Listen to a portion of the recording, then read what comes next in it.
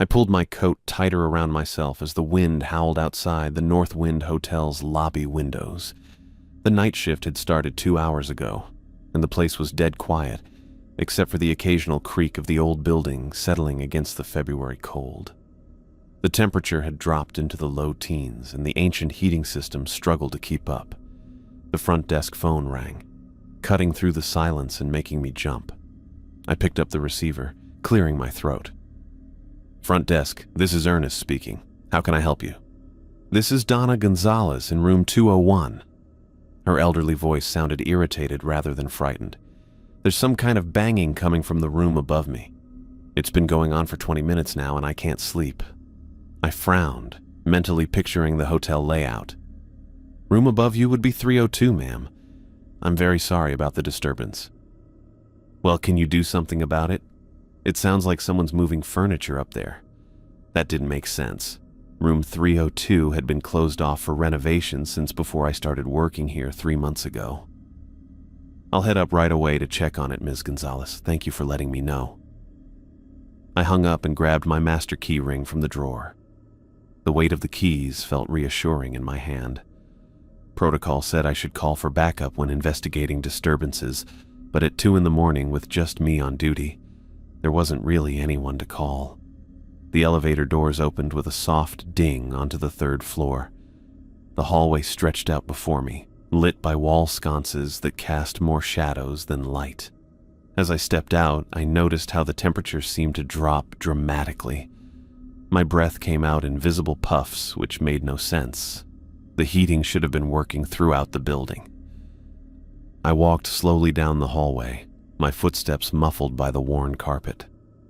The closer I got to room 302, the colder it became. I rubbed my arms, wishing I'd brought my coat up with me. When I reached the door, I stopped short. It was slightly ajar, just an inch or so, with darkness visible beyond. That was impossible. This room was supposed to be locked and sealed until the renovation team came back in the spring. "Hello?" I called out, pushing the door open wider with my fingertips. "This is hotel management. Is someone in here?" The door swung inward with a long, drawn-out creak. The room beyond was pitch black except for the faint glow from the hallway light spilling in. I felt along the wall for the light switch and flipped it on. The overhead light flickered weakly, revealing a room that looked frozen in time. Plastic sheets covered what furniture remained. A fine layer of dust coated every surface. The air smelled musty and stale, with an underlying chemical odor I couldn't place. "Is anyone here?" I asked again, taking a cautious step inside. "The room is closed for renovations. You can't be in here." At first, I saw nothing unusual, just an empty, partially gutted hotel room. Then movement in the far corner caught my eye. A figure stood with its back to me, dressed in what looked like an old-fashioned hotel uniform. Not our current navy blue, but a darker, more formal style I'd never seen before. "Sir, you can't be in here. This area is off-limits to guests," I said, trying to keep my voice steady and professional. The figure turned slowly. I opened my mouth to speak again, but the words died in my throat. Where a face should have been was a horrific mess of melted flesh. The skin looked like candle wax that had run and then hardened in grotesque patterns. One eye socket was empty, the other held a cloudy, unseeing eye. What remained of the nose was just a hole in the center, and the mouth was a twisted gash. I backed up until I hit the wall, my heart hammering so hard I thought it might burst from my chest. The figure tilted what remained of its head, regarding me with that single cloudy eye. Then it spoke, and the sound didn't come from the ruined mouth. It seemed to fill the room from all directions at once. "Where is Charlotte Williamson?" The voice was raspy, like sandpaper on wood. "Have you seen her? She was supposed to clean this room." My legs went weak. I groped blindly for the doorknob behind me, unable to tear my eyes away from the thing in front of me. I don't know any Charlotte," I managed to stammer out. My fingers finally found the cool metal of the doorknob. The figure took a step toward me. She never came back. They said I did something to her. Another step. But I didn't. I would never hurt Charlotte. I yanked the door open and bolted into the hallway, not bothering to close it behind me. My feet pounded against the carpet as I ran toward the stairwell, too panicked to wait for the elevator. I threw open the stairwell door and took the steps 2 at a time, nearly falling several times. I burst into the lobby, ran past the front desk without stopping, and slammed through the main doors into the parking lot. The bitter cold hit me like a physical blow, but I didn't slow down until I reached my car. My hands shook so badly I dropped my keys twice before managing to unlock the door. Once inside, I locked all the doors and sat there, gasping for breath, my whole body trembling. For 20 minutes, I just sat in my freezing car, staring at the hotel's illuminated entrance. My mind kept replaying what I'd seen. That melted face, that voice coming from everywhere and nowhere. I'd never left my post before, not once in the 3 months I'd worked here. But there was no way I was going back inside tonight.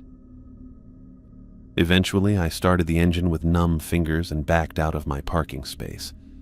As I drove home through the empty streets, I couldn't stop shaking.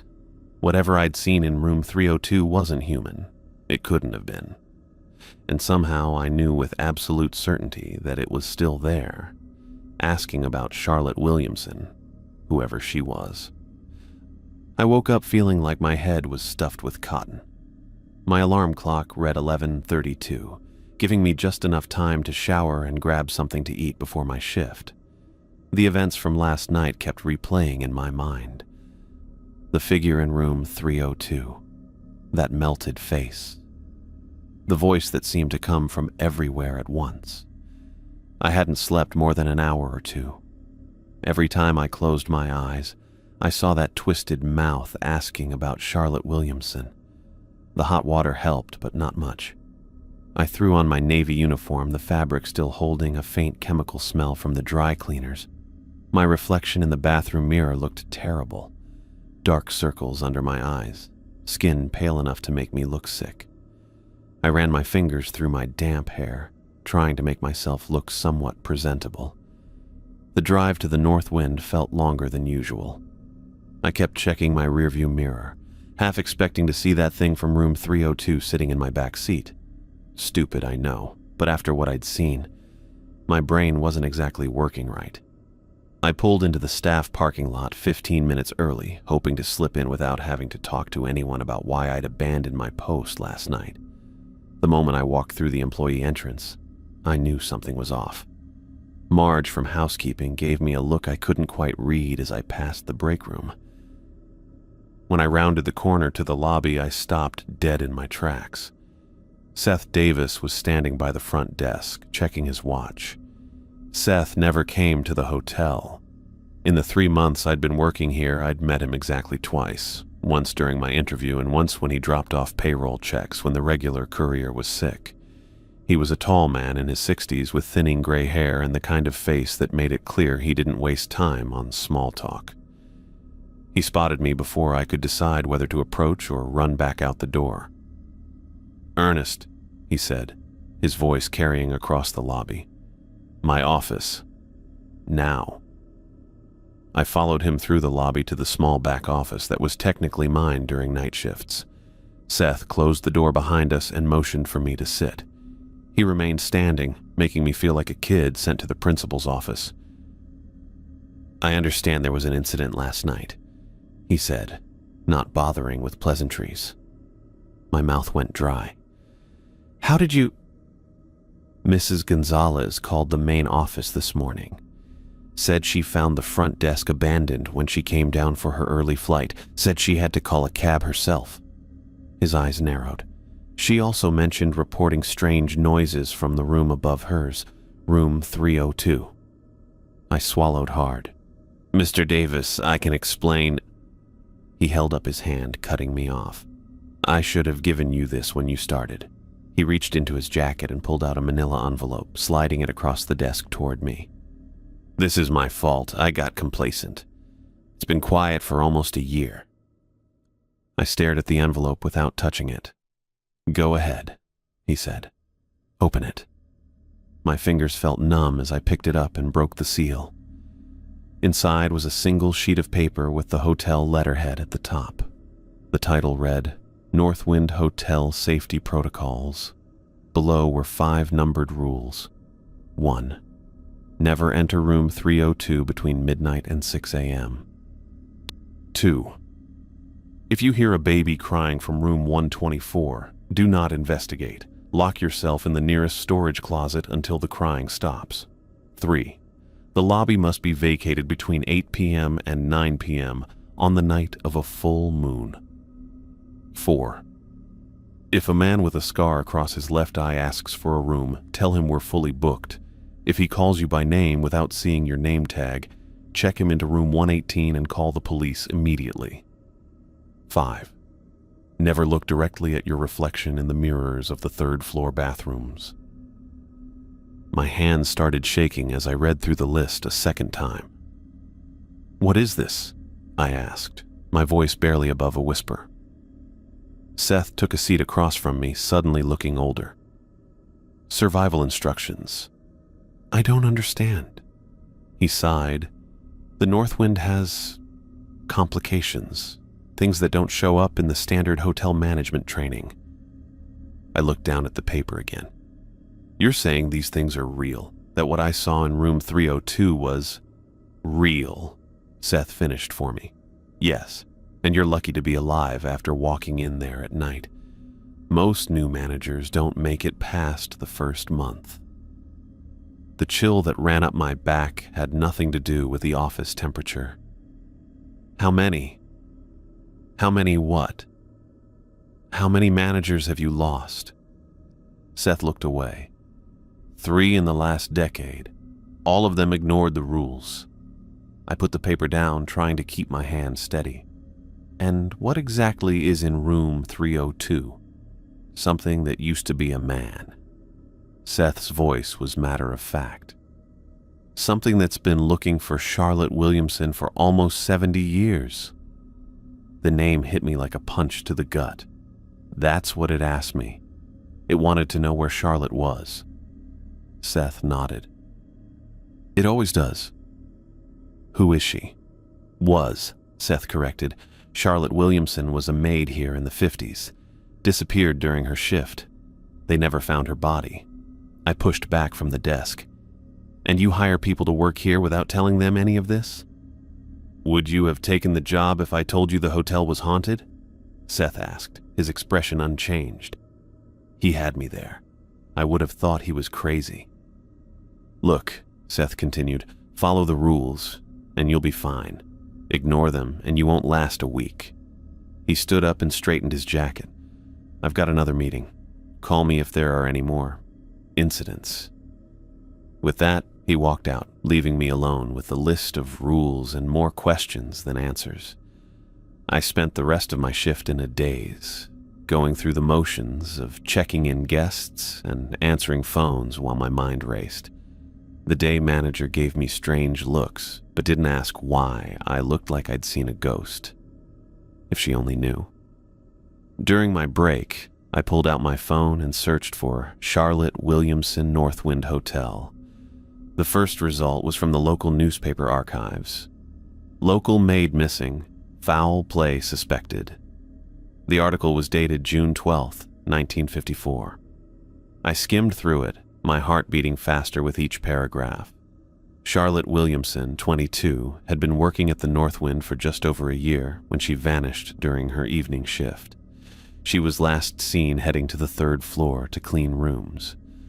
Her purse and coat were found in the staff room, but Charlotte herself had seemingly disappeared into thin air. The article mentioned that police were questioning the night manager, Dylan Roberts, who had reported her missing after she failed to complete her rounds. Dylan Roberts. The name sent another chill through me. I searched again, this time for Dylan Roberts Northwind Hotel. The results made my blood run cold. A week after Charlotte's disappearance, Dylan Roberts was found dead in room 302. The cause of death was listed as suicide, but the details were strange. His face and upper body had been burned beyond recognition by some unknown chemical. The police speculated that guilt over Charlotte's disappearance had driven him to take his own life in such a horrific way. But the description of Dylan's injuries matched exactly what I'd seen last night. The melted flesh, the twisted mouth, the ruined eye. I closed the browser and leaned back in my chair, trying to process what I'd learned. The thing in room 302 wasn't some random ghost or hallucination. It was Dylan Roberts, still looking for Charlotte Williamson after all these years. And according to Seth's rules, Dylan wasn't the only thing haunting the North Wind.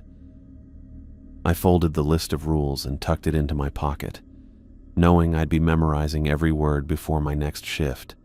If Seth was right, and after what I'd seen I had no reason to doubt him, my life depended on it. I heard it when the clock on my computer ticked over to 10, a soft, distant cry that drifted down the hallway like a wisp of smoke. At first, I thought I'd imagined it, just the old hotel settling or the wind pushing against the windows. But then it came again, clearer this time. The unmistakable sound of a baby crying. I looked up from the stack of invoices I'd been organizing. The front desk area was empty, the lobby quiet except for the hum of the heating system fighting against the February cold outside. The crying came again, a small, heartbroken wail that seemed to echo through the building. My first instinct was to get up and check. What kind of person hears a crying baby and doesn't investigate? I pushed back my chair and stood, then froze as my hand brushed against the folded paper in my pocket. The rules, Seth's rules. I pulled out the crumpled sheet and quickly scanned down the list until I found it. Rule number 2. If hearing baby crying from room 124, lock yourself in nearest storage closet until it stops. The crying grew louder, more insistent. My heart started racing as I tried to remember which room was 124. First floor, east wing. That matched where the sound was coming from. I shouldn't go look. I really shouldn't. But what if the rules were just Seth being paranoid? What if there actually was a baby in distress? What if someone had left their child alone in the room?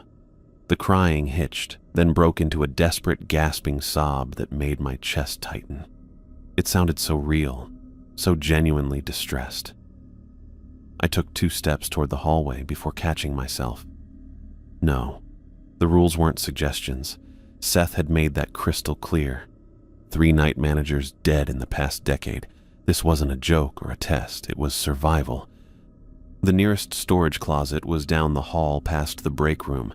I grabbed my phone from the desk, switched on its flashlight, and hurried through the back office area. The crying followed me, somehow seeming both more distant and more present at the same time. I fumbled with my master key at the storage closet door, my hands shaking as the crying rose to a fever pitch. The lock clicked, and I practically fell inside, pulling the door shut behind me. My trembling fingers found the interior lock and twisted it. Darkness enveloped me as I turned off my phone's flashlight to save battery. The closet was tiny, barely big enough for the cleaning supplies, vacuum, and me. The air smelled of bleach and furniture polish. I slid down against the door until I was sitting on the cold tile floor, knees pulled up to my chest. I could still hear it. The crying penetrated the door like it wasn't even there. Minutes passed. 5. 10. The crying didn't stop. If anything, it grew more insistent, more desperate. I checked my watch in the dim light from my phone. 10:17. How long was this going to last? My back started to ache from sitting on the hard floor. The small space felt like it was getting smaller, the darkness thicker. I'd never been claustrophobic before, but being locked in a pitch-black closet while a phantom baby wailed was pushing me to my limits. It's not real, I whispered to myself, though the sound coming through the door certainly felt real enough. It's not real. 20 minutes in, sweat beaded on my forehead despite the cool air. My shirt stuck to my back. The crying had taken on a different quality now, less like a baby and more like something else. Something using a baby's cry as bait. I checked my phone again. 10:32.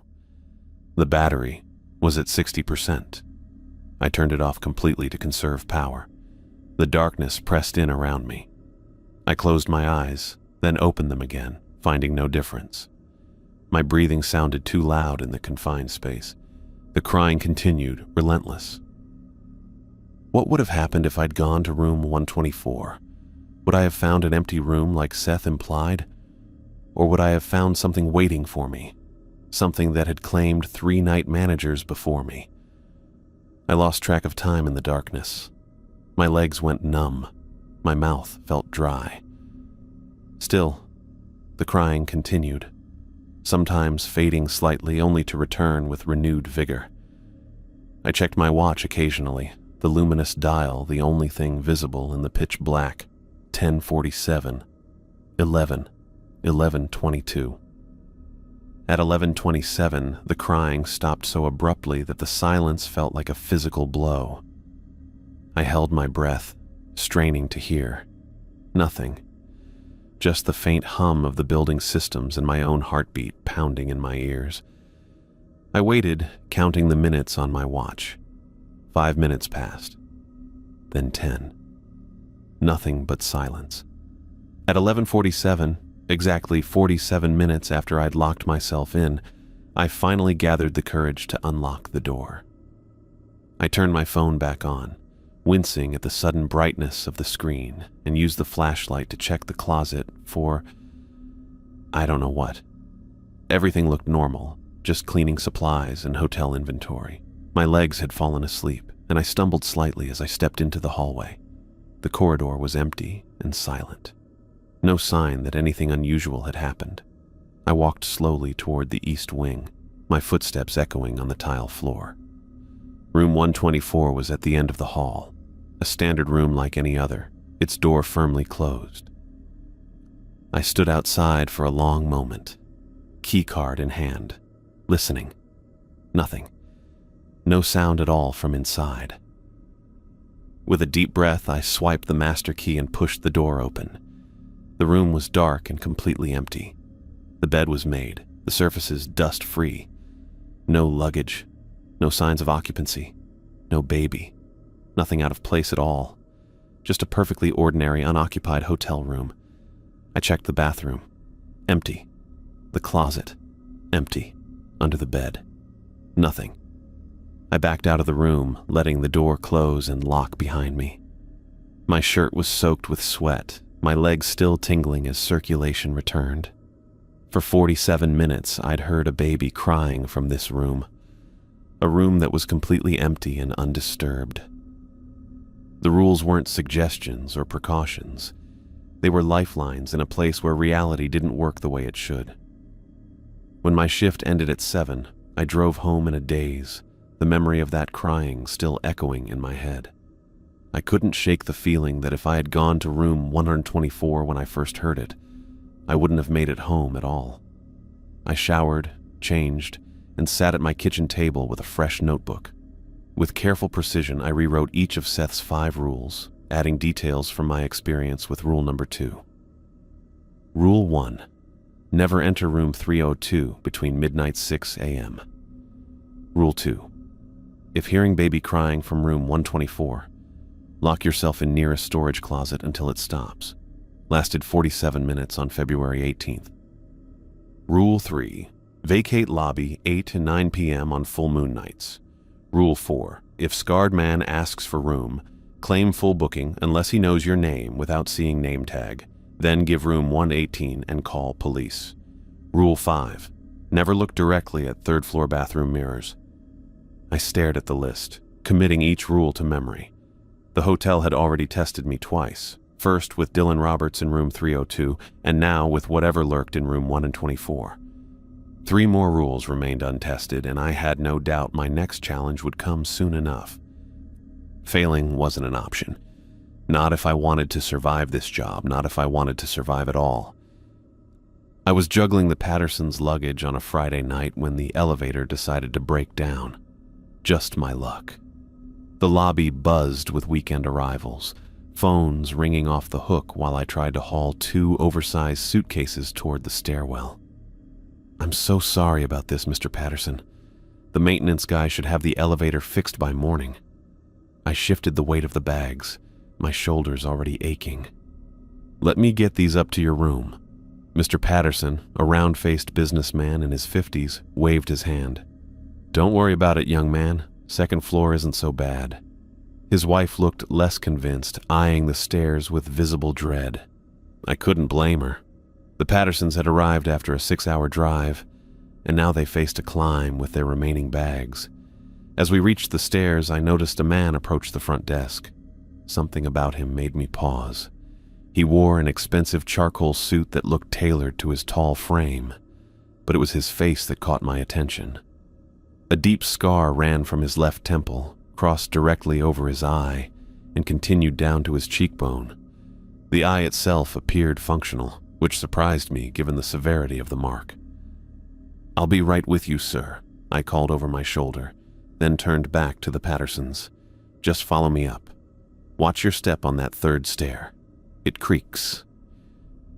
We made our way to the 2nd floor, and I set their bags inside room 212. Mr. Patterson tipped me $5 despite my polite refusal. By the time I returned to the lobby, the scarred man stood perfectly still at the front desk, hands folded neatly on the counter. "Welcome to Northwind Hotel. How can I help you?" I asked, stepping behind the desk. The man's eyes fixed on mine with unusual intensity. "I need a room for the night." Something cold settled in my stomach as I remembered Seth's rules. Rule 4. If a scarred man asks for a room, claim full booking unless he knows your name without seeing your name tag. I glanced down at my chest, where my name tag had flipped around during the luggage struggle. Just a blank white rectangle showed. "I'm sorry, sir. We're fully booked tonight." I kept my voice steady while pulling up our reservation system, making a show of checking availability. The man leaned slightly forward. "Are you certain? Perhaps you could check again. I only need 1 room. Any room will do." I shook my head. "I apologize, but with the convention in town, we've been booked solid for weeks." His lips curved into what might have been a smile, but it didn't reach his eyes. "That's disappointing, Ernest." My blood turned to ice. He'd used my name, my first name, despite having no way to see it. "Actually," I said, forcing myself to maintain eye contact, "I might have 1 room that just opened up. Let me check that for you." My fingers felt numb as I typed. "Yes, room 118 is available. How will you be paying tonight?" "Cash." He pulled out a money clip and peeled off several crisp $100 bills. I completed the check-in process mechanically, handing him a key card. "Room 118 is on the 1st floor, East Wing. Will you be needing assistance with luggage?" "No luggage," he replied, taking the key. "I travel light." As soon as he turned toward the east hallway, I picked up the phone and dialed the police. My hand shook so badly I misdialed twice. "This is Northwind Hotel," I whispered when the dispatcher finally answered. "We need officers immediately. We have a potentially dangerous individual who just checked in." The dispatcher asked several questions about the nature of the threat. I explained as best I could without sounding crazy. Suspicious behavior, concerning demeanor, possible threat to guests. "Officers will be there shortly," she assured me. I spent the next 20 minutes watching the hallway to room 118, making sure the scarred man didn't leave. An elderly couple entered the lobby, the Harrises, regular guests who stayed with us every few months. Mr. Harris, or Theo as he insisted I call him, waved cheerfully as they approached the desk. "Evening, Ernest. Got our usual room ready?" Theo asked. His wife Caitlin smiled warmly beside him. They were in their 70s, the kind of sweet couple who still held hands everywhere they went. "Yes, sir. Room 224 just as you requested." I returned his smile while keeping one eye on the east hallway. "Let me get your keys ready." As I processed their check-in, 2 police officers entered through the main doors. Officer Reeves, a tall woman with her dark hair pulled back in a tight bun, approached first. Her partner, Officer Morris, a stocky man with a close-cropped beard, surveyed the lobby with practiced eyes. "You called about a suspicious individual?" Officer Reeves asked quietly. "Yes, thank you for coming." I nodded toward the east wing. "Room 118, he just checked in about 20 minutes ago." "What exactly did this person do that concerned you?" Officer Morris asked. Before I could answer, movement from the hallway caught my attention. The scarred man emerged, walking directly toward us. The officers turned to face him. "Sir, could we have a word with you?" Officer Reeves called out, her hand resting casually near her holster. The man stopped, his eyes moving from the officers to me, then to the elderly couple. Something changed in his expression, a hardening, a focus that made the hair on my arms stand up. "Is there a problem?" he asked, voice eerily calm. "Just need to ask you a few questions," Officer Morris said, stepping forward. "Could I see some identification, please?" The scarred man reached slowly into his jacket. What happened next occurred so fast I barely processed it. Instead of a wallet, his hand emerged holding a knife with a blade that caught the lobby lights. He lunged past the officers, straight toward Mrs. Harris. Theo moved with surprising speed for a man his age, stepping in front of his wife. The knife slashed across his arm as he raised it defensively. Blood immediately soaked through his sleeve as he cried out in pain. Mrs. Harris screamed. The officers drew their weapons, shouting commands. I ducked behind the desk, spotted the fire extinguisher mounted on the wall, and grabbed it without thinking. I rushed forward as the scarred man raised the knife again. With shaking hands, I pulled the pin and squeezed the handle, blasting a cloud of white powder directly into the attacker's face. He staggered backward, momentarily blinded. Officer Reeves took advantage of the distraction, tackling him to the ground with impressive force. "Drop the weapon! Now!" For a second it looked like they had him subdued. Then, with a strength that seemed impossible, the scarred man threw Officer Reeves off him. She crashed into a nearby coffee table, shattering the glass top.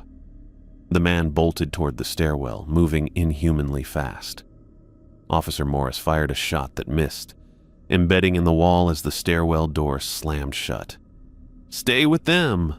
Officer Reeves shouted to her partner as she got to her feet and raced after the suspect. I rushed to the Harrises. Theo sat on one of the lobby chairs, clutching his bleeding arm while Caitlin pressed a handkerchief against the wound. "Are you okay?" I asked, kneeling beside them. "Just a cut," Theo grimaced. "Deeper than I'd like, but I'll live." Officer Morris called for backup and an ambulance while keeping his weapon ready. "What the hell just happened?" he muttered. More police arrived within minutes, along with paramedics who immediately attended to Theo. The cut required 17 stitches, they announced after examining it.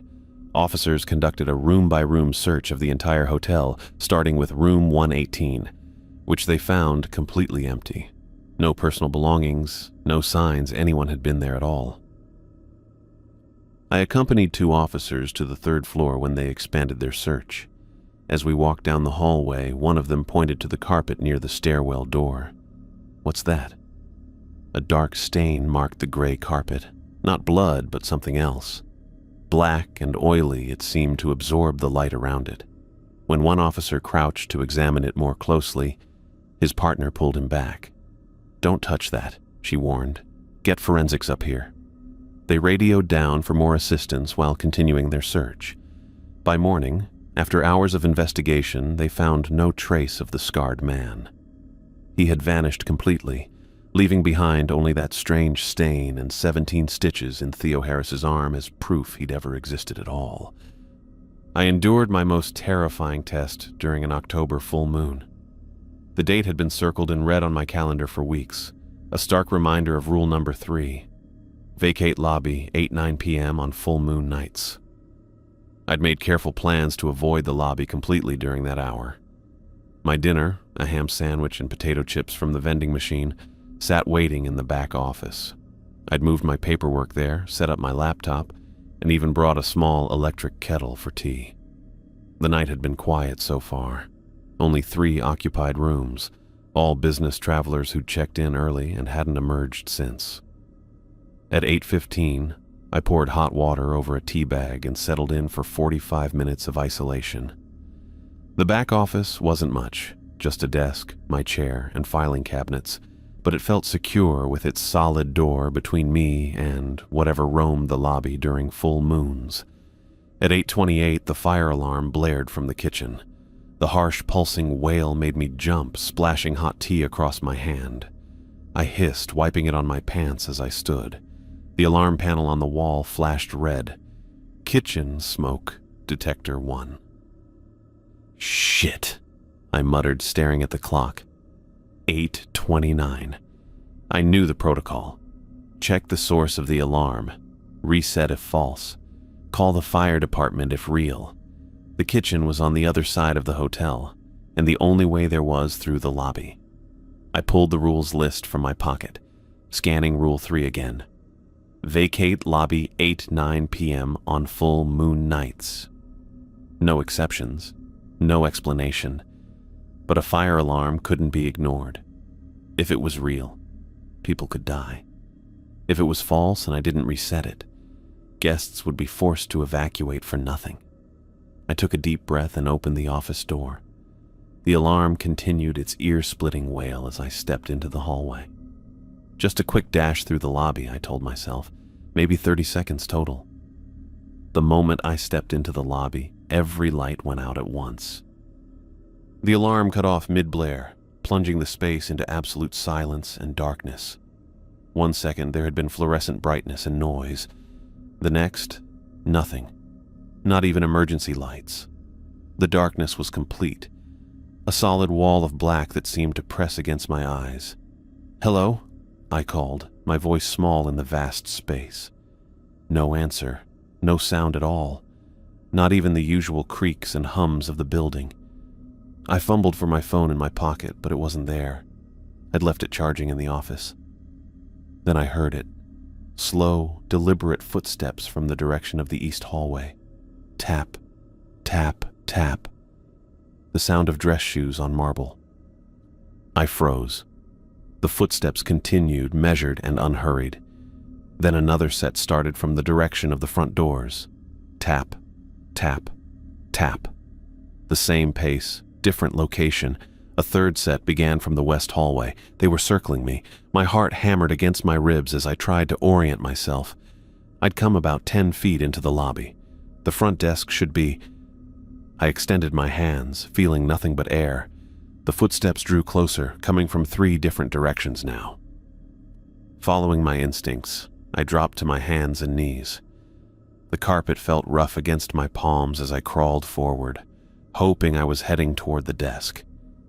The footsteps adjusted, changing course.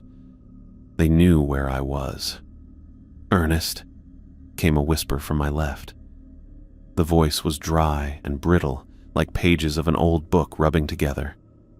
"Ernest Stone," came another from behind me, this one wet and gurgling. I kept crawling, my breath coming in short gasps. My hand hit something solid, the base of the front desk. I scrambled around it, pressing my back against the wood panel, trying to make myself as small as possible. The footsteps stopped. For a moment, I thought perhaps they'd lost me. Then something cold touched my shoulder. It felt exactly like skeletal fingers, hard, dry bone with no flesh to cushion it. The fingers pressed down, 5 distinct points of contact. I bit my tongue to keep from screaming, tasting copper as blood filled my mouth. "We see you, Ernest," the dry voice whispered, now directly above me. "We've been waiting," said the wet voice from my other side. I felt breath on my neck, cold and damp. It smelled of decay and stagnant water, like something that had been submerged for years. The whispers grew louder, more voices joining in, all saying my name in different tones, some pleading, some angry, some almost singing. "Please," I whispered, the word barely audible even to myself. The The skeletal hand moved from my shoulder to my neck, fingers positioning themselves over my throat. Another hand, this one feeling swollen and soft like waterlogged flesh, grabbed my wrist. A third hand, burning hot, pressed against my back between my shoulder blades. I closed my eyes, though it made no difference in the darkness. The blood from my bitten tongue filled my mouth. I swallowed it down, fighting the urge to vomit. The hands tightened their grip. The whispers rose to a crescendo, dozens of voices now, all around me, inside me. And then, at exactly 9 p.m., the lights returned. The sudden brightness stung my eyes. I blinked rapidly, disoriented. The hands were gone. The whispers silenced. The lobby stood empty and ordinary, with not a single thing out of place. The only sound was the quiet hum of the air conditioning. I remained behind the desk for several minutes, unable to move. My legs felt weak, my hands trembling so badly I had to press them against the carpet to steady them. My tongue throbbed where I'd bitten it and I could still taste blood. When I finally managed to stand, my knees nearly buckled. I grabbed the edge of the desk to stay upright, looking around the empty lobby. Everything appeared normal. The clock above the entrance read 9:05. I made my way back to the office on shaky legs. My phone sat on the desk, exactly where I'd left it. Next to it, the fire alarm panel showed all systems normal. No alerts, no triggered alarms. I sank into my chair, the reality of what had just happened washing over me. I'd narrowly avoided breaking another rule, and whatever punishment that would have brought, if I'd stayed in that lobby even a minute longer. I pulled out my notebook and added a note beneath Rule 3. Do not enter lobby under any circumstances during this time. Fire alarms during this period are false. My hand was still shaking as I wrote, the letters uneven and jagged. But I needed to remember. I needed to be more careful, because next time I might not make it to 9 p.m. I first noticed the changes 6 months after Seth handed me the rules. Nothing dramatic, just small things, like how I'd jump at the sound of ice dropping in the hotel's machine, or flinch when the ancient radiator pipes knocked. I wasn't the same guy who'd taken this job with a smile and a firm handshake. The worst part was the mirrors. I used to check my appearance without thinking, straighten my tie, fix my hair. Now I avoided my reflection unless the room was flooded with light. Too many shadows, and my brain would start playing tricks, showing me things that weren't there. Things with melted faces. I flicked on my flashlight as I walked to my car after my shift ended, scanning the empty parking lot. The beam cut through the darkness, illuminating patches of cracked asphalt. I never walked anywhere in the dark without it anymore. The weight of it in my hand was reassuring, a small barrier between me and whatever might be waiting in the shadows. My key fob chirped as I unlocked my car, and I slid inside quickly, locking the doors before turning the key. The engine sputtered to life, and I sat for a moment, taking a deep breath. Another night survived at the North Wind Hotel. Sleep didn't come easy anymore. I'd drift off only to jerk awake an hour later, heart pounding, sheets damp with sweat. The nightmares were always the same. Dylan Roberts with his face melting like candle wax, asking about Charlotte. Sometimes the scarred man joined him, calling my name in that too familiar way. Other times I dreamed about those cold hands grabbing me in the lobby darkness, pulling me down into something I couldn't see. I'd wake up gasping, fumbling for the lamp, needing to chase away the darkness. Then I'd lie there staring at the ceiling until my alarm went off. Despite everything, the fear, the nightmares, the constant feeling of being watched, I kept showing up for my shifts. I hadn't missed a single day. I'd survived every encounter by following Seth's rules to the letter. The rules worked. They kept me alive. I pulled into the hotel parking lot for my night shift, parking in my usual spot near the employee entrance. The north wind looked almost normal in the early evening light, just an old hotel with peeling paint and outdated decor. But I knew better. The night started quietly. A few check-ins, some phone calls about reservations, paperwork that needed filing, normal hotel stuff that almost made me forget what kind of place I was working in. Around midnight, I decided to tackle the basement storage area. Seth had mentioned we needed to archive some old billing records, and I figured the quiet night was perfect for the task. I grabbed my flashlight, never went anywhere in the hotel without it now, and headed down the stairs to the basement. The basement was a maze of narrow corridors and storage rooms. The main area housed the boiler and electrical panels, but smaller rooms branched off in all directions, filled with everything from broken furniture to decades of paperwork. The air smelled musty, like old paper and dust. I found the billing records that needed archiving and started looking for space on the shelves.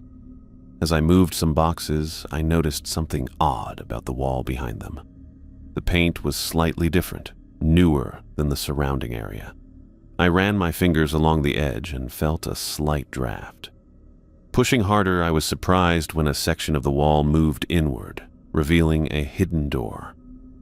My heart rate picked up. Secret rooms were never good news in places like the Northwind, but curiosity won out over caution. I shined my flashlight through the opening and saw a small room lined with filing cabinets. The space looked untouched for years, dust coating every surface. I stepped inside, sweeping my light across the room. The filing cabinets were labeled by year, stretching back to the hotel's opening. But what caught my eye was a cabinet marked Personnel, 1950-1959. My hands trembled slightly as I pulled open the drawer. The folders inside were organized alphabetically, and I flipped through them until I reached the Rs. Roberts Dillon. I pulled out the file and set it on top of the cabinet, opening it carefully as if it might disintegrate in my hands. The first page was a standard employee record with basic information. Hired January 12, 1953, as night manager. Excellent performance reviews. Recommended for promotion. Then I saw the photograph. It was clipped to his employment application. A black and white image of a young man in his mid-20s. He had dark hair neatly combed to the side, a strong jaw, and kind eyes that crinkled slightly at the corners. He was smiling at the camera, looking confident and friendly. This was Dylan Roberts before whatever happened to his face. Before he became the thing that haunted room 302. I kept reading, turning pages carefully. Most were routine. Pay stubs, vacation requests, performance evaluations. Then I found a personal information update form dated March 1954. Dylan had changed his emergency contact to Charlotte Williamson, listing her as his fiancée. My stomach tightened. They had been engaged. The next document was a report written by the day manager, dated June 13, 1954. It stated that Dylan had reported Charlotte missing after she failed to return from cleaning rooms on the 3rd floor. He had searched the entire hotel but couldn't find her. The police had been called. The final item in the folder was a newspaper clipping from the local paper dated June 20, 1954. Police investigate hotel maid's disappearance. Local authorities continue to search for Charlotte Williamson, 22, who disappeared from her job at the Northwind Hotel last week. Police have questioned night manager Dylan Roberts extensively, as he was the last person to see Miss Williamson alive. Sources close to the investigation report that evidence of violence was found in room 302, where Miss Williamson was scheduled to work the night of her disappearance. Mr. Roberts maintains his innocence, claiming he is concerned only with finding his missing fiancée. The article continued, but my eyes kept going back to that one phrase. Evidence of violence was found in room 302. The final entry in the file was a brief note stating that Dylan Roberts had been found dead in room 302 on June 21, 1954, an apparent suicide. The cause of death was listed as chemical burns from an unidentified substance. The case of Charlotte Williamson remained open. I closed the file and leaned against the cabinet, my mind racing. The ghost in room 302 was looking for Charlotte. his fiancée who disappeared while cleaning that very room. But the police had found evidence suggesting Dylan might have been responsible for whatever happened to her. Was Dylan searching for Charlotte because he loved her and wanted to find her? Or was he trying to hide what he'd done to her? I thought about the melted face, the desperate way he'd asked about Charlotte. They said I did something to her, but I didn't. I would never hurt Charlotte. Who were they? The police? Hotel management? And was he telling the truth? I put the file back exactly where I'd found it and backed out of the hidden room, pulling the door closed behind me. The billing records I'd come down to archive sat forgotten on a nearby shelf. As I climbed the stairs back to the lobby, I couldn't shake the image of Dylan's photograph, the handsome young man with kind eyes who became the melted face horror that haunted the third floor. Something terrible had happened in this hotel almost 70 years ago, and it wasn't over. Charlotte was still missing. Dylan was still searching, and I was caught in the middle of their unfinished story. I was cleaning out one of the storage closets in the basement when I found it. The closet had been on my to-do list for weeks, a jumbled mess of cleaning supplies, old guest directories, and boxes of outdated letterhead from when the hotel changed logos 5 years back. My flashlight beam cut through the dusty air as I pulled out the last box from the bottom shelf. Something caught my eye behind where the box had been, a dark shape wedged into the gap between the shelf and the wall. I reached back, my fingers brushing against what felt like leather, and pulled. A small journal slid out, bound in cracked brown leather that had gone stiff with age. It was about the size of my hand, the kind people used to carry in coat pockets. I brushed off a thick layer of dust and opened the cover. The first page had a name written in careful cursive: Charlotte Williamson, 1953. My stomach dropped. I sat back on my heels, the cold concrete floor seeping through my pants as I stared at the name, Charlotte. The woman Dylan Roberts had been searching for since the 50s, the missing maid whose disappearance had haunted the hotel for almost 70 years. I flipped through the pages, finding entries about daily life at the North Wind. Charlotte wrote about difficult guests, other staff members, the weather. Her handwriting was neat and precise, the kind they used to teach in schools when penmanship mattered. I turned to the final pages, my heart beating faster when I saw the last entry was dated June 12, 1954, the day she disappeared. The entry started normally enough. Exhausted today. Mrs. Mitchell in 215 complained about her sheets again, though I changed them yesterday. Mr. Roberts asked me to handle the third floor rooms tonight since Alice called in sick. I don't mind. He's always been kind to me, especially since we got engaged. 3 months until the wedding. I can hardly believe it. But then the tone changed. Something strange happened in 302 today. I was changing the towels when I noticed the vent cover was loose. When I went to fix it, I found an envelope hidden inside. It contained cash and a diamond brooch I recognized from Mrs. Holloway's description of what was stolen from her room last month. There were other items too.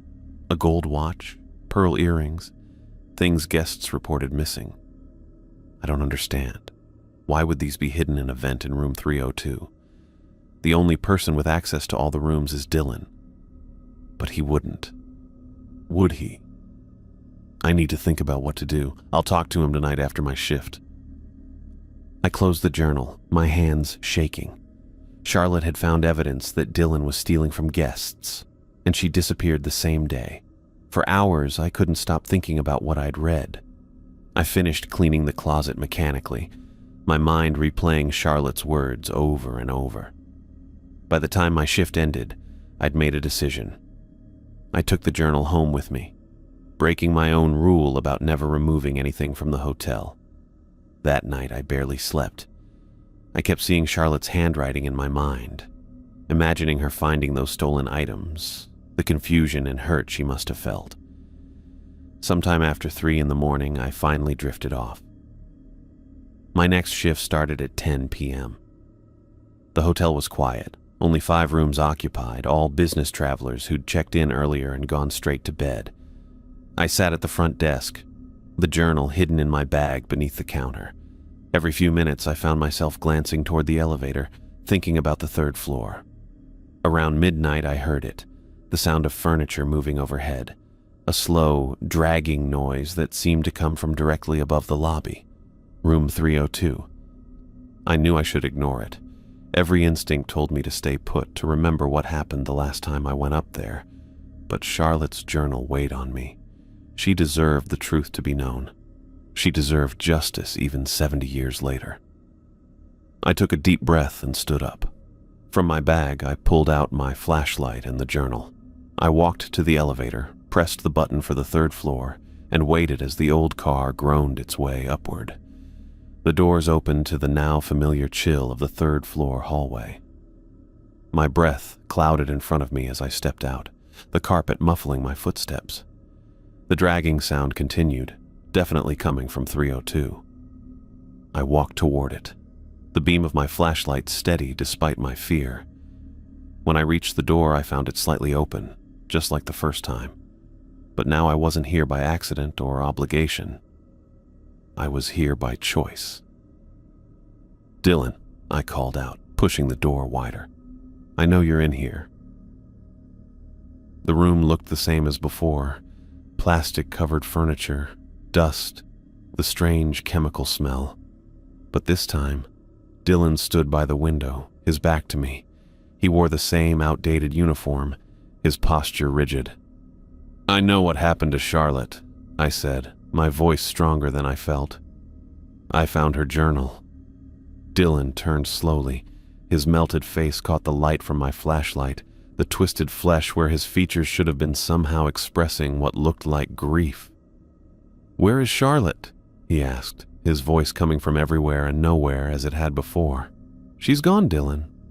She's been gone for 70 years. And I think you know why." He tilted his head, the motion unnaturally smooth. "I would never hurt Charlotte." "She found the things you stole," I said, holding up the journal. "She wrote about it the day she disappeared. She found jewelry and cash hidden in the vent in this room. Things that had been stolen from guests." Dylan didn't speak. Instead, he raised one arm and pointed toward the floor near the window. I followed the direction of his gesture, seeing a section of floorboards that looked slightly different from the rest. I approached cautiously, keeping my distance from Dylan. Kneeling down, I saw that one board was looser than the others. I set down the journal and flashlight, then worked my fingers under the edge of the board. It came up with surprising ease, revealing a small space beneath. Inside was a cloth bag, yellowed with age. I pulled it out and opened it. Inside was a delicate silver necklace with a small heart pendant and a folded piece of paper, the creases so deeply set it looked like it might crumble. I carefully unfolded the paper. The handwriting matched Charlotte's from the journal. "I can't believe what I've discovered. Dylan has been stealing from guests for months. When I confronted him about what I found in the vent, he admitted everything. He said he needed the money for our future, that the hotel didn't pay enough for the life he wanted to give me. I told him I couldn't marry someone who would steal from others. I'm going to Mr. Mitchell in the morning." Dylan became so angry. I've never seen him like that. He locked the door and said I couldn't tell anyone. He had a bottle of something in his hand and said if I ruined his reputation, he would... The note stopped mid-sentence. I looked up at Dylan, understanding washing over me. The acid burns on his face, the missing maid. It all made horrible sense. "You killed her," I whispered. Dylan's form seemed to flicker, the air around him darkening. "She was going to leave me," he said, his voice suddenly clearer, sharper. "She was going to ruin everything." I scrambled to my feet, grabbing the necklace, note, and journal. Dylan moved toward me, his motion no longer stiff but fluid, predatory. In his hand appeared a glass bottle filled with clear liquid. "No one believes me," he said. "They all think I hurt her, but she hurt me first." He lunged forward, the bottle raised high. I dodged to the side, feeling the rush of air as he missed me by inches. The bottle smashed against the wall where I'd been standing, liquid splashing and immediately eating into the wallpaper with a hissing sound. I ran for the door, heart pounding in my chest. Behind me, Dylan let out an inhuman wail. I made it through the doorway just as something hit the door with tremendous force, slamming it shut inches from my back. I leaned against the opposite wall, gasping for breath, the evidence of Dylan's crime clutched in my shaking hands. From inside room 302, I could hear Dylan's voice, no longer asking about Charlotte, but screaming her name over and over in rage. I brought Charlotte's evidence straight to Seth first thing the next morning. The leather journal sat heavy in my jacket pocket as I knocked on his office door, my other hand clutching the cloth bag with Charlotte's silver necklace and unfinished note. "Come in," Seth called. I pushed the door open to find him at his desk, reading glasses perched on his nose as he reviewed some paperwork. He looked up, taking in my disheveled appearance. "You look like you haven't slept," he said. "I haven't." I pulled out Charlotte's journal and placed it on his desk, followed by the cloth bag. "I found these." Seth removed his glasses, set them aside, and picked up the journal. He flipped through a few pages, his expression unchanged. When he reached the final entry, he read it carefully, then examined the necklace and note from the cloth bag. "You don't seem surprised," I said. Seth leaned back in his chair. "My grandfather owned this hotel when Charlotte disappeared." That caught me off guard. "Your grandfather? You never mentioned that." "Mitchell was my mother's maiden name. My grandfather was Harold Mitchell." Seth tapped his finger on Charlotte's final journal entry. "The Mr. Mitchell she mentions here." I sat down across from him, my exhaustion momentarily forgotten. "So you knew about Dylan and Charlotte all along?" "Not everything, but enough." Seth placed the items back on his desk. "My grandfather pushed the police hard to investigate Dylan. He was convinced Dylan had something to do with Charlotte's disappearance." "He was right," I said. "Dylan killed her. That note proves it." Seth nodded. "But without a body, the case went cold. Police searched the hotel, interviewed staff, but found nothing conclusive. Just that bottle of acid in room 302 and Dylan's body." "Why didn't you tell me this when you gave me the rules?" "Would you have believed me?" Seth asked. "That ghosts were real? That one was hunting for a woman he murdered? You needed to see it for yourself first." I rubbed my eyes. "So, what do we do now?" "Nothing's changed. Follow the rules. Stay alive."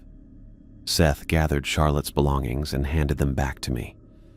"But I believe Dylan killed her and hid her body somewhere in this hotel. That's why he's still here. That's why she's still missing." I pocketed the items. "You think her body is still in the hotel after all these years? This place has a lot of forgotten spaces. Sealed rooms, old maintenance tunnels." Seth looked at me with tired eyes. "Just keep following the rules, Ernest. That's all any of us can do." That night I sat in the back office sorting through invoices when the crying started. It was 10 past 10, and the sound came from the East Wing, from room 124. The baby's wail was just as I remembered. Insistent, desperate, wrong. I reached for my pocket where I kept the rules, but stopped. Something Seth had said kept repeating in my mind. That's why she's still missing. Charlotte was missing. Dylan was searching. And something in room 124 cried like a baby. I stood up, went to the supply closet, and grabbed the container of rock salt we kept for icy walkways. Rule 2 said to lock myself in a closet when the crying started, but Seth's rules had another section I'd never tried, a way to address certain entities directly. The crying grew louder as I approached room 124. My hands shook as I poured a line of salt across the doorway threshold. The carpet absorbed some of it, but a visible white line remained. I took a deep breath and recited the words from memory. "You are known. You are heard. show your true self, or depart. For a moment, nothing changed. The crying continued, but then it shifted, warped and stretched until it transformed into a woman's sobbing. Not a baby at all, but a woman in deep distress. I used my master key to unlock the door, pushed it open, and stepped over the salt line. A woman sat on the edge of the bed. She wore a maid's uniform from another era, her dark hair pulled back in a neat bun. Her form wasn't solid. I could see the headboard through her body, but she was clearly Charlotte Williamson. Her face matched the photograph from Dylan's personnel file, though her eyes were red from crying. "Charlotte?" I asked. She looked up, surprised. "You can see me?" "Yes."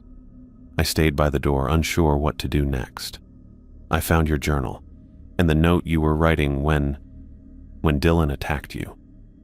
Charlotte's transparent form flickered like a faulty light. "He was so angry. I told him I couldn't marry a thief." Her voice sounded distant, like it was coming through an old radio. "When I threatened to tell Mr. Mitchell, Dylan grabbed the acid he'd stolen from maintenance. He said if he couldn't have me, no one would." "I'm sorry," I said, not knowing what else to offer. "I can't leave." Charlotte's form flickered again. "Dylan trapped me here. He used the acid on himself after he hid my body. His spirit is bound to this place, and he's bound me to it as well." I took a step closer. "How can I help you?" "Find me." Charlotte stood, her movements jerky and unnatural. "Find my remains. That's the only way I can be free of him." "Where are you? Where did he put you?" "Behind the boiler room. There's an old maintenance tunnel that was sealed off in the 50s. Charlotte's form began to fade. "Hurry, he knows I'm speaking to you. He'll try to stop you." "Wait," I called, but she was already gone, leaving the room empty and silent. I hurried back to the office and grabbed my flashlight. The boiler room was in the deepest part of the basement, past the laundry and storage areas. I'd only been down there once during my orientation tour. The basement corridors were cold and poorly lit. My flashlight beam bounced off concrete walls as I made my way through the maze of hallways. The boiler room door was heavy metal, marked with faded warning signs. It creaked when I pushed it open. Heat hit me immediately. The massive boiler that heated the hotel dominated the room, pipes running from it in all directions. I swept my flashlight around, looking for anything that might indicate a sealed tunnel. Behind the boiler, partially hidden by supply shelves, I noticed a section of wall that looked different from the rest. Newer concrete, a slightly different color. I moved the shelves aside and examined the wall more closely. There was a thin seam around the edges, suggesting it had once been an opening. I looked around and found a rusty crowbar among the maintenance tools. It took all my strength to work it into the seam and pry at the concrete. Small chunks broke away, revealing older brick behind it. I kept working, my shirt soaked with sweat from both exertion and the boiler room heat. After 20 minutes of chipping away, I'd created a hole large enough to shine my flashlight through. Beyond was a narrow tunnel, its floor covered in decades of dust. I enlarged the opening until I could squeeze through, scraping my shoulders on the rough edges. The tunnel extended about 20 feet before ending at a brick wall. But halfway down, something lay on the ground, wrapped in what looked like an old blanket. My heart pounded as I approached. The blanket had once been white with the Northwind Hotel logo, now yellowed with age. I knelt beside it, hesitating before pulling back a corner. Bones. A human skull stared up at me, surrounded by the skeletal remains of a small, framed woman. Around the neck bones lay a delicate silver chain that had survived the decades. The other half of the heart pendant I'd found in room 302. "Charlotte," I whispered. As I uncovered more of the remains, a scream of rage echoed throughout the building. Dylan's scream. It reverberated through the walls and pipes, a howl of fury that seemed to come from everywhere at once. Then came the slamming.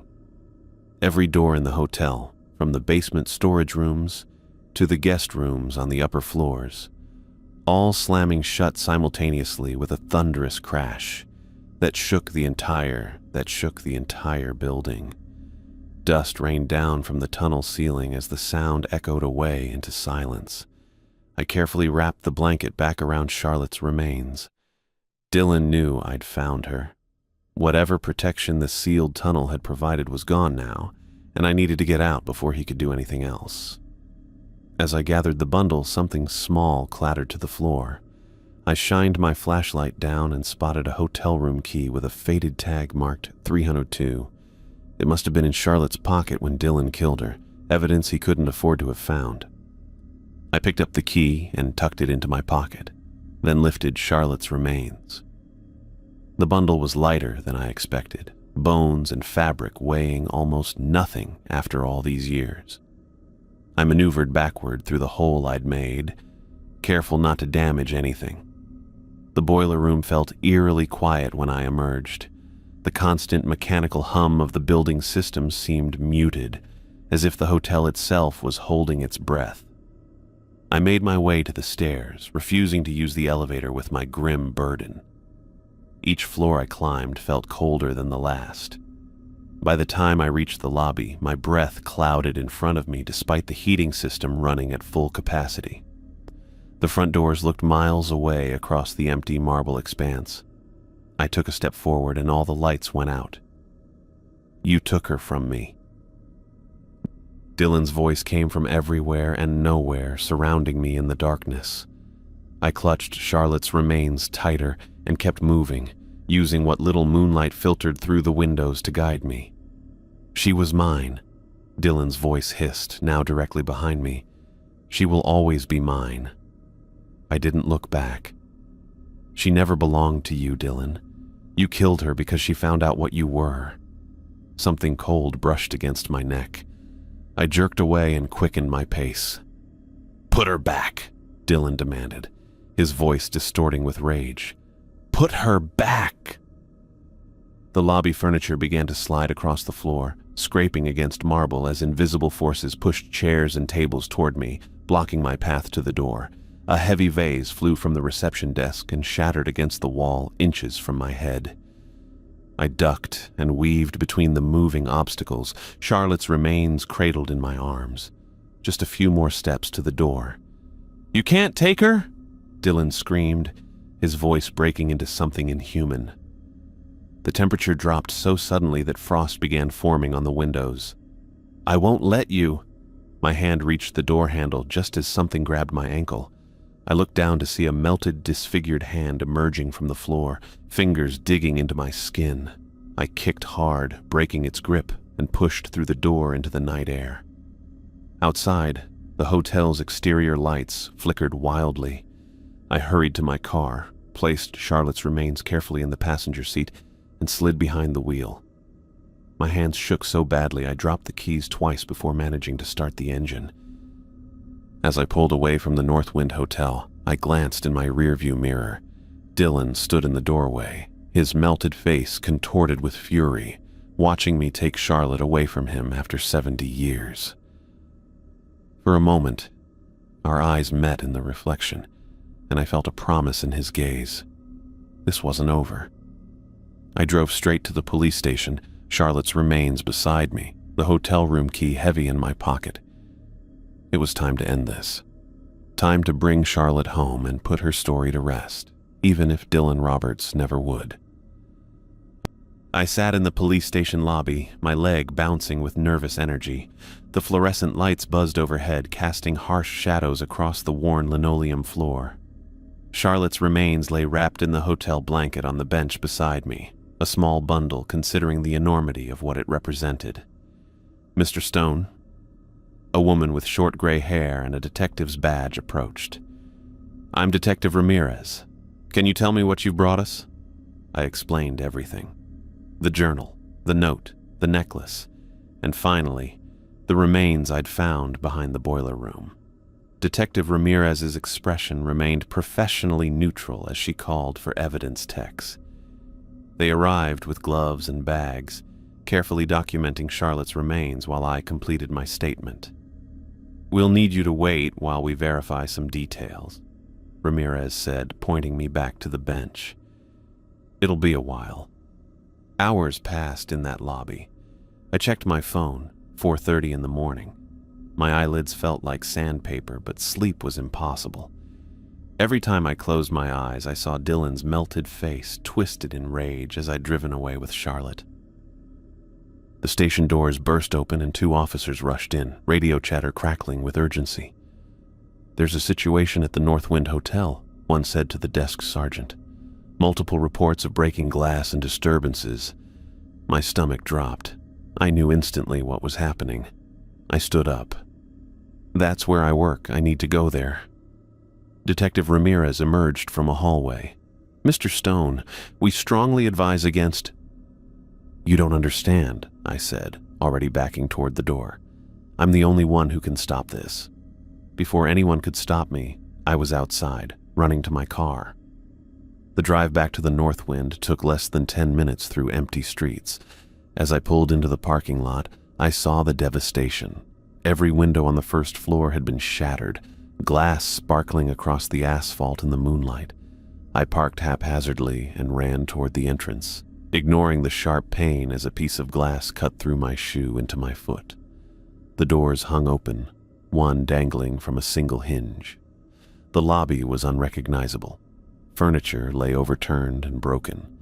The reception desk had been split down the middle. Paintings hung crooked or lay smashed on the floor, and in the center of it all stood Dylan Roberts. He looked more solid than I'd ever seen him, almost like a living person except for his ruined face. The acid burn seemed fresh, glistening wetly in the emergency lights. "Where is she?" he roared, his voice shaking the walls. A lamp flew across the room and smashed against the wall without him touching it. I reached into my pocket, fingers closing around Charlotte's half-heart necklace and her unfinished note. The last rule Seth had given me flashed through my mind. Confront a spirit with evidence of its crimes to banish it. "Dylan," I called out, my voice weaker than I wanted. "I know what you did to Charlotte." He turned toward me, his one intact eye widening with hatred. "You took her from me. You took her from herself," I said, taking a step forward despite my trembling legs. "You killed her because she found out about your thefts." Dylan let out an inhuman howl, and every remaining light bulb in the lobby exploded at once. In the darkness, his form seemed to glow with a sickly blue light. "She was going to leave me," he screamed. "She was going to ruin everything." I held up the necklace, letting it dangle from my fingers. "I found this with her body, the body you hid." Dylan moved toward me, gliding across the floor without taking steps. The temperature plummeted so quickly my breath clouded in front of me. My hands shook as I unfolded the note, struggling to read it in the dim emergency lighting. "I confronted Dylan about the stolen items," I read aloud, Charlotte's words gaining strength as I spoke them. "He admitted taking them, said it was for our future. I told him I couldn't marry a thief, that I would tell Mr. Mitchell everything." "Stop!" Dylan shrieked. A chair flew at my head.